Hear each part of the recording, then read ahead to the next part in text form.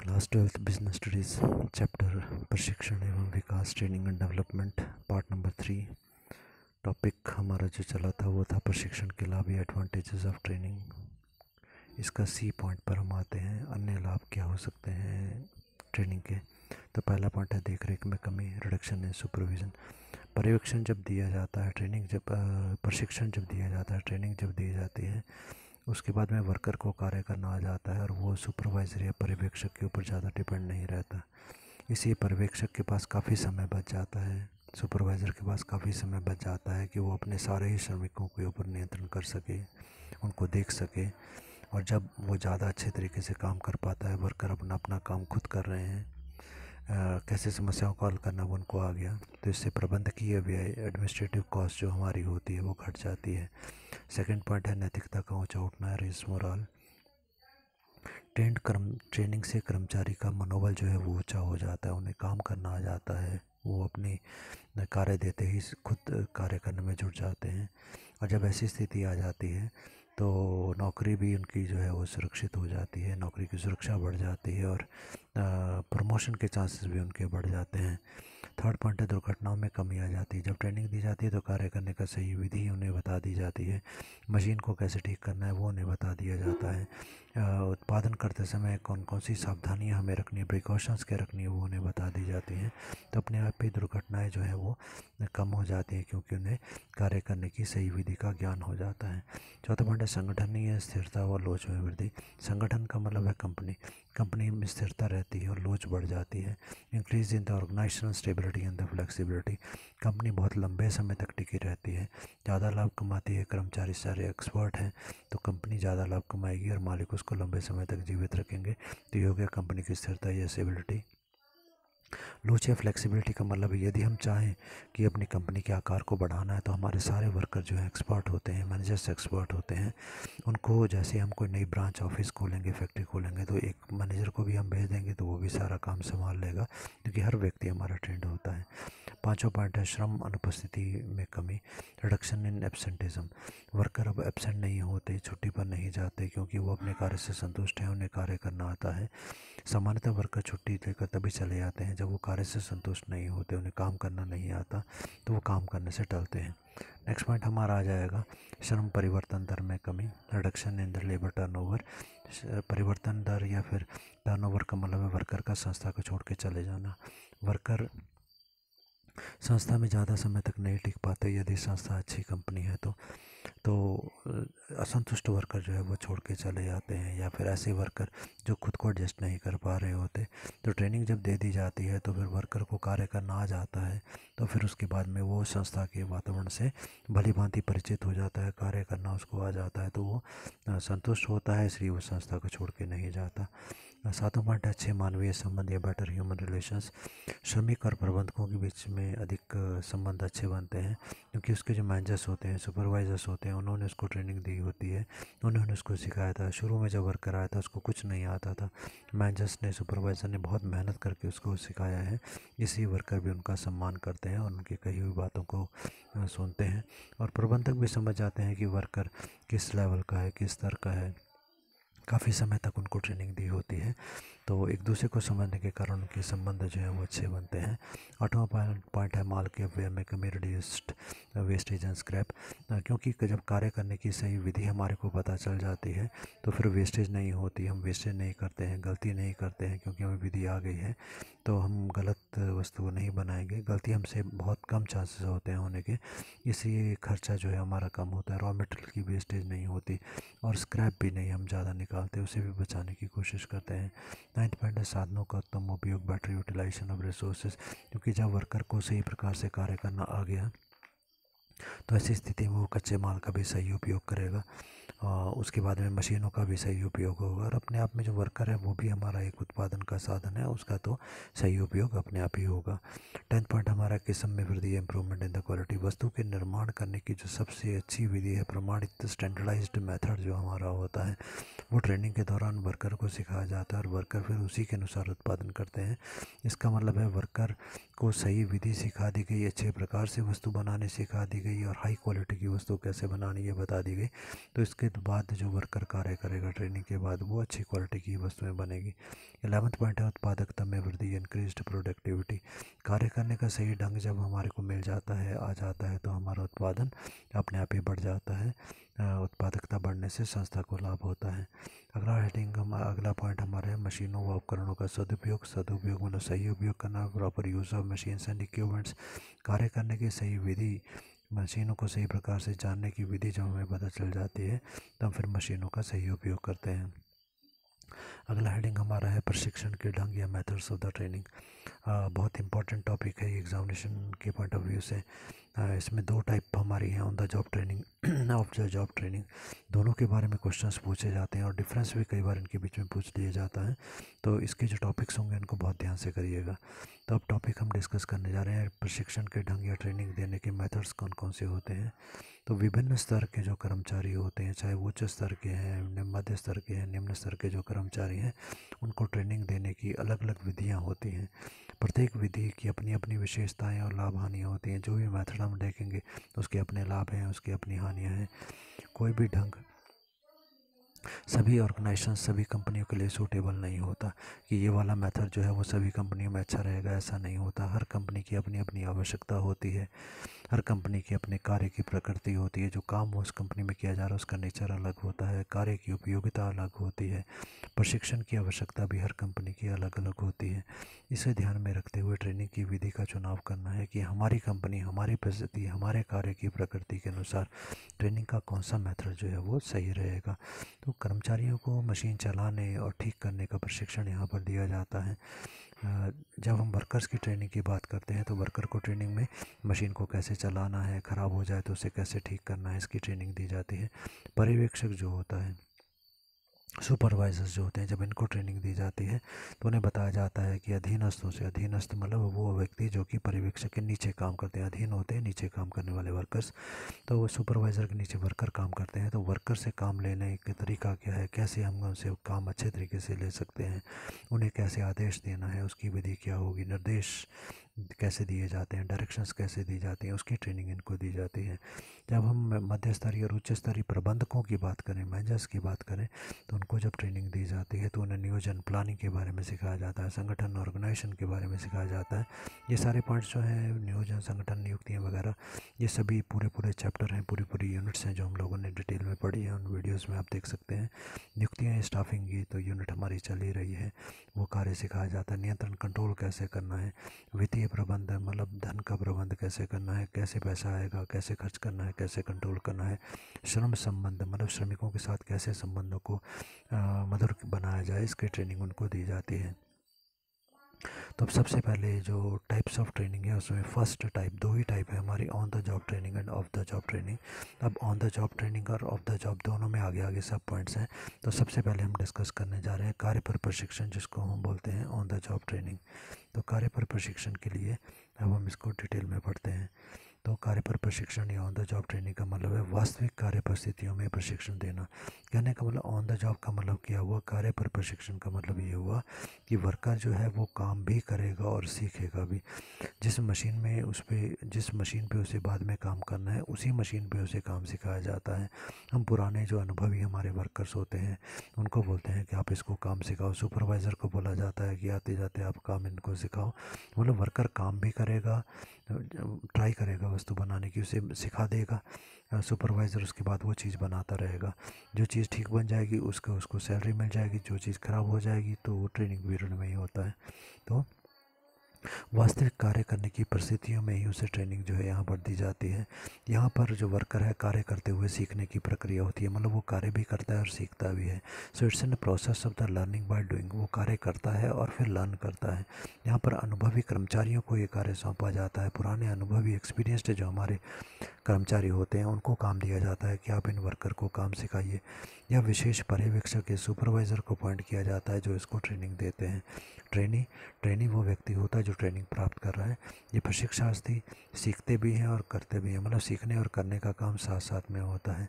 अब ये कार्य पर प्रशिक्षण जो है हमारा, ऑन द जॉब ट्रेनिंग हमारी जो होती है, इसके लाभ क्या हो सकते हैं। तो advantages of on the job training, एक तो ये एक मितव्ययी पद्धति होती है, it's an less expensive method, क्योंकि हमारे को अलग से कोई मशीन नहीं लगानी, कोई कैबिन नहीं लगाना, कोई व्यक्ति अपॉइंट नहीं करना। हमारे सुपरवाइज़र हमारे साथ ही हमारे को ट्रेनिंग दे देंगे और जिस मशीन पे हमने काम करना है उसी पे हम काम सीखेंगे। सेकंड है प्रशिक्षण का कम समय लगता है, इस take less time in the training. कम समय लगता है कारण क्योंकि हमारे को वही मशीन दी जा रही है और उसी पे प्रैक्टिकली हम काम सीख रहे हैं। नहीं तो पहले किसी और मशीन पे काम सीखना है, उसके बाद कोई और मशीन होगी, हर मशीन पे काम में थोड़ा बहुत अंतर ज़रूर होता है, फिर हमें नई मशीन में एडजस्ट होने में टाइम लगता है। तो यहाँ पर मशीन वही है। थर्ड पॉइंट है, इस विधि में उत्पादन लगातार चलता रहता है, उसमें रुकावट नहीं आती। प्रोडक्शन मूव्स ऑन अनहिंडर्ड, इसका मतलब ये हुआ कि उत्पादन जो है, वर्कर जो है, मशीन चली हुई है, वर्कर उस पर काम कर रहा है, सीख रहा है, ठीक है, तो काम रुकता नहीं है बल्कि थोड़ा बहुत उत्पादन होता ही रहता है। चौथा पॉइंट, इसमें प्रशिक्षार्थी की रुचि बनी रहती है, interest of the trainee is maintain, यहाँ पर उसका इंटरेस्ट बना रहता है, कारण कि वास्तव में वो कार्य कर रहा है और साथ साथ में उसको पैसे भी मिल रहे हैं। जो उत्पादन हो जाता है उसके बदले में थोड़ा सा उसको स्टाइफन दिया जाता है, तो उसकी रुचि जो होती है वो काम में बनी रहती है, क्योंकि उसको थोड़ी बहुत इनकम हो रही है। दूसरी बात है कि मशीनें भी अच्छी क्वालिटी की होती हैं। जो अलग से हम पढ़ेंगे ऑफ द जॉब ट्रेनिंग, वहाँ पर हम देखेंगे कि हमने एक ऐसी पुरानी सी मशीनें रखी होती हैं जहाँ पर हम वर्कर को काम सिखाते हैं। तो पुरानी मशीन का मतलब वो मशीन ढंग से काम नहीं करती, वर्कर मशीन को चला रहा है, मशीन बार बार रुक जा रही है, ख़राब हो रही है, तो वर्कर जो है वो डिसहार्टेड होता है, वहाँ पर उसका उत्साह जो है समाप्त हो जाता है। ये मशीनें बहुत नई मशीनें होती हैं, तो नई मशीनों में जब वो कार्य करेगा तो अच्छे तरीके से मशीन चलेगी तो उसकी रुचि बनी रहेगी। अगला एक सरल पद्धति होती है, इट्स एन ईजी मेथड। यहाँ पर मशीन में कार्य करना है, उसे सुपरवाइज़र जो है थ्योरी प्रैक्टिकल सभी कुछ वहीं पर समझाते हैं, क्या सावधानियां रखनी है वो सभी कुछ बताया जाता है। अब ये जो कार्य पर प्रशिक्षण है, ऑन द जॉब ट्रेनिंग, इसकी कुछ सीमाएँ ऐसी लिमिटेशंस भी हैं। Limitations of on the job training, पहला पॉइंट इसमें है, उत्पादन और प्रशिक्षण दोनों कार्य साथ साथ होने के कारण कार्य की प्रगति में बाधा उत्पन्न होती है। देखो, इसका मतलब है कि हम उत्पादन भी कर रहे हैं और ट्रेनिंग भी ले रहे हैं, तो शुरू में तो सीधी सी बात है, जब तक वो ट्रेनिंग ले रहा है तब तक उत्पादन तो कर नहीं पाएगा। इससे ये कार्य जो है हमारा रुक जाता है। एक मशीन जो है वो ट्रेनिंग के लिए हमारी बंद गई, एक जो सीनियर वर्कर था वो भी इसके साथ बंद गया, सुपरवाइज़र को भी हमने इसके साथ बंधा दिया। तो because the production the training go on simultaneously, so there is no hurdle in the progress of the work. There is a hurdle हो जाएगा, नो हर्डल को काट दीजिएगा। रुकावट इसमें आती है, ठीक है, तो रुकावट आती है, बीच में काम रुक जाता है, एक मशीन हमारी बंधी हुई होती है। सेकंड पॉइंट आ जाएगा, पर्यवेक्षक अधिक समय नहीं दे पाते, अतः प्रशिक्षण दोषपूर्ण रहता है, क्योंकि सुपरवाइज़र को और भी काम करने होते हैं, बाकी वर्कर का सुपरविजन नहीं करना है अपना, उसने डॉक्यूमेंटेशन का काम भी करना है, लोगों का मार्गदर्शन करना है, अपनी प्लानिंग भी करनी है, तो सुपरवाइज़र को थोड़ा ही काम दे पाते हैं। यदि हम पूरा तरीके से वर्कर को काम सिखा नहीं पाएंगे तो ट्रेनिंग जो है ज़्यादा अच्छे तरीके से नहीं हो पाएगी। तो because the supervisor have to give too much time for the training, so the training remains faulty. Third point हमारा, एक साथ अधिक व्यक्तियों का प्रशिक्षण नहीं दिया जा सकता। एक दो वर्कर को तो हम काम सिखा सकते हैं क्योंकि सुपरवाइज़र ने अपना भी काम करना है। यदि बहुत सारे वर्कर हैं तो उनको एक साथ वो कैसे टाइम देगा, तो many people can't be given the training at same time. Fourth point है, कार्य का गहन अध्ययन नहीं हो सकता, deeper training can't be imparted. गहराई से, बहुत गहराई में यदि हम ट्रेनिंग देना चाहें तो उतना टाइम किसी के पास नहीं होता है, न सुपरवाइज़र के पास, ना ही पुराने वर्कर्स के पास, क्योंकि उन्होंने सबने अपना काम भी देखना होता है। इसलिए थोड़ी बहुत ट्रेनिंग दे सकते हैं, आते जाते जब समय बचेगा, तो गहराई से हर चीज़ बताना मुश्किल हो पाता है यहाँ पर। अब अगला टॉपिक इसमें है सूटेबिलिटी या उपयुक्तता। उपयुक्तता या suitability of the on job training, मतलब कौन सी परिस्थितियों में ज़्यादा उपयोगी होगी। पहला पॉइंट है, जब प्रशिक्षणार्थी कम हो, when the number of the trainees are less, थोड़े से व्यक्ति हमारे पास हैं, 2-4 ही व्यक्ति हैं, उन्हीं को ट्रेनिंग देनी, तो थोड़ा बहुत हम समय निकाल सकते हैं। सेकंड है, जहाँ कार्य सरल हो, where the worker is simple और ईजी, काम सरल है, थोड़े बहुत उसको बता दिया, बाकी वर्कर थोड़ा बहुत जैसा बताए वैसे करेगा, फिर अगला स्टेप हम बता देंगे। अगला है थर्ड पॉइंट, जहाँ पर कार्य में जोखिम कम हो, मशीन ऐसी हो जिसमें रिस्क कम हो, क्योंकि वो थोड़ा बहुत कर रहा है और जब उसे अच्छे तरीके से नहीं आएगा तो ज़्यादा गलती नहीं होनी चाहिए, मतलब ऐसा ज़्यादा कीमती सामान नहीं होना चाहिए जो वो बनाए, नहीं तो शुरू में वेस्टेज बहुत ज़्यादा होती है। अगला दिया गया कार्य पर प्रशिक्षण की विधियाँ। ये तो ऑन जॉब ट्रेनिंग जो होती है इसके बहुत सारे तरीके होते हैं। इसमें पहला तरीका दिया गया कार्य बदली प्रशिक्षण या जॉब रोटेशन ट्रेनिंग। जैसे नाम से ही इसका क्लियर है, कार्य बदली, कार्य बदल देना, जॉब रोटेट करना मतलब बदल बदल के दूसरी दूसरी जगह पे उसको लगाना। तो ये ट्रेनिंग होती है, इसका उद्देश्य में क्या होता है, प्रबंधक को संस्था के सभी विभागों की जानकारी यहाँ पर प्रदान की जाती है। मतलब अभी उसको सेल का काम दिया, फिर उसको परचेज़ का काम दिया, फिर उसको प्रोडक्शन का काम दिया, तो कार्य बदल बदल के उसे काम सिखाया जाता है। और मुख्य उद्देश्य होता है कि एक व्यक्ति को ऐसा तैयार करना कि जहाँ मर्जी जिस मर्जी डिपार्टमेंट में उसको भेज दिया जाए तो उसके काम को संभाल पाएगा। तो सभी विभागों की जानकारी से दी जाती है ताकि ऐसे प्रबंधक बन सकें तो विपरीत परिस्थिति आने पर, आवश्यकता हो जाने पर, कोई विभाग में अगर मैनेजर छोड़ के चला गया है तो उस विभाग के काम को भी वो संभाल सके। अब इसमें कार्य बदली जो प्रशिक्षण हम देते हैं इसके लाभ क्या होते हैं, advantages of on job rotation training. तो इसमें पहला पॉइंट आ जाएगा, कर्मचारी बहुमुखी प्रतिभा प्राप्त करते हैं। Employees get multi dimensional activity training. यहाँ पर क्या होता है कि कर्मचारी को एक वस्तु की, एक काम की ट्रेनिंग नहीं होती, बहुमुखी मतलब बहुत प्रकार की ट्रेनिंग उसे दी जाती है। तो वर्कर जो होता है वो सब चीज़ों का जानकारी रखने वाला बन जाता है। सेकेंड, आकस्मिकता के समय ऐसे कर्मचारी को किसी भी काम पर भेजा जा सकता है। Emergency services of this employees में भी टेकन इन एनी डिपार्टमेंट। जहाँ पर आवश्यकता, इमरजेंसी आ गई, वहाँ पर तुरंत हम इस कर्मचारी को भेज देंगे, उसको उस काम की ट्रेनिंग है इसलिए वो उस काम को भी संभाल लेगा। थर्ड पॉइंट है, ऐसे कर्मचारी संगठन के विस्तार में सहायक होते हैं। This employees are helpful in the expansion of the business. देखो कंपनी का विस्तार है, एक्सपेंशन ऑफ बिजनेस का क्या मतलब हुआ। एक एग्जांपल हम लेते हैं कि मान लो हमने एक नई फैक्ट्री खोली या नई ब्रांच या नया ऑफिस खोल दिया। वहाँ पर क्या है कि हम शुरू में रिस्क नहीं लेना चाहते कि पता नहीं काम कैसे चलेगा या नहीं चलेगा, तो हम स्टार्टिंग में थोड़ा सा काम करते हैं। तो एक मैनेजर को हम भेज देंगे, क्योंकि मैनेजर हर विभाग का काम की ट्रेनिंग उसने ली है, तो फिर वो मैनेजर वहाँ जाएगा, क्योंकि स्टार्टिंग में थोड़ा सा काम है तो परचेज़ का, सेल का, फाइनेंस का, सारे प्रोडक्शन वगैरह सारा काम वो अकेला ही देख लेगा, उसको हर काम की ट्रेनिंग है। तो मतलब अगर एक्सपेंशन हमने करना है, व्यवसाय बढ़ाना है, तो आसानी से हम एक मैनेजर से काम चला लेते हैं। अब ये जो मेथड हमारा है कार्य बदली प्रशिक्षण, इसकी कोई सीमा या कमियां भी हैं क्या। तो पहला पॉइंट दिया गया, limitations of job rotation training का, विशिष्टीकरण का अभाव, लैक ऑफ स्पेशलाइजेशन। विशिष्टीकरण या स्पेशलाइजेशन का मतलब होता है जब एक कार्य को हम लगातार बहुत लंबे समय तक कार्य करते हैं तो उस कार्य के हम एक्सपर्ट हो जाते हैं। परंतु यहाँ पर वर्कर जो है एक्सपर्ट नहीं हो पाता, कारण आज उसको हम एक काम दे रहे हैं, थोड़े समय के बाद उसको दूसरा दे रहे हैं, फिर उसके बाद में तीसरा दे रहे हैं, तो वर्कर किसी भी काम का एक्सपर्ट नहीं बन पाता। ये चीज़ अलग है कि सब काम की उसको जानकारी होती है।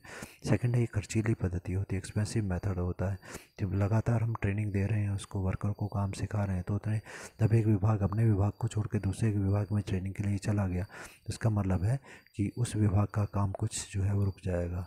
ठीक है, नेक्स्ट हमारे को दिया गया उपयुक्तता। अब ये मेथड कहाँ पर सूट करता है, उपयुक्त सूटेबल कहाँ पर है, तो ये दिया गया विश्वविद्यालय संस्थाओं में नए नियुक्त किए गए युवाओं के लिए, for the new employees directly taken from the universities and institute.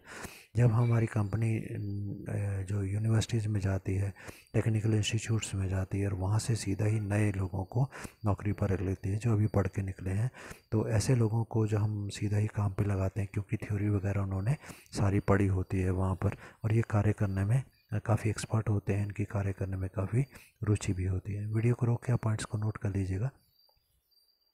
Second point हमारा है जहाँ पर प्रशिक्षणार्थी कम हो, पर the number of people training is less. कहने का मतलब जो व्यक्ति यहाँ पर ट्रेनिंग ले रहे हैं उनकी संख्या बहुत ज़्यादा नहीं है, थोड़ी ही होती है, तो भी ये मेथड सूट करता है। अब सेकंड मेथड पर आते हैं। केवल इस आज की वीडियो में हम इसका मीनिंग ही समझते हैं। यहाँ पर नव सीखिए प्रशिक्षण या कार्यक्रम, प्रशिक्षण या फिर कार्यक्रम की बात करें, अप्रेंटिसशिप ट्रेनिंग और द प्रोग्राम। तो यहाँ पर बोला गया जब किसी विशेष कार्य में पूर्ण दक्षता, कंप्लीट प्रोफिशिएंसी से काम करने में लंबे समय तक ट्रेनिंग की आवश्यकता हो। मतलब कोई व्यक्ति ऐसा काम सीखने के लिए आया या उसे ऐसी ट्रेनिंग हमने देनी है जिसमें कि बहुत लंबा समय चाहिए, थोड़े दिनों की ट्रेनिंग से काम नहीं चलता, कई वर्षों की ट्रेनिंग इसमें होती है। तो इस ट्रेनिंग के लेने वाले व्यक्ति को एक निश्चित समय तक किसी विशेषज्ञ के साथ, एक्सपर्ट व्यक्ति के साथ ही काम करना होगा। ये प्रशिक्षण की अवधि, ये समय जो होता है 2 से लेकर 5 वर्ष तक हो सकता है। ट्रेनिंग के दौरान उसे सैद्धांतिक थियोरेटिकल पार्ट भी सिखाया जाता है। प्रैक्टिकल पार्ट जिसे व्यवहारिक भाग कहेंगे, दोनों की जानकारी इसे दी जाती है। ट्रेनिंग पीरियड में जो नियोक्ता होता है, मतलब एम्प्लॉयर जो मालिक है कंपनी का, वो इस व्यक्ति को निर्वाह भत्ता या स्टाइफंड देता है, मतलब थोड़ा बहुत गुजारे के लिए खर्चा भी इसको दे देता है, जिससे उसका मन लगा रहता है कि चलो मुझे थोड़ा बहुत पैसा मिल रहा है और अपना गुजारा मैं कर रहा हूँ। जब ये व्यक्ति पूर्ण दक्षता प्राप्त कर लेता है, मतलब फुल्ली एक्सपर्ट है जब ये व्यक्ति हो जाता है, तो उस कर्मचारी को वास्तविक कार्य जो है उसे सौंप दिया जाता है।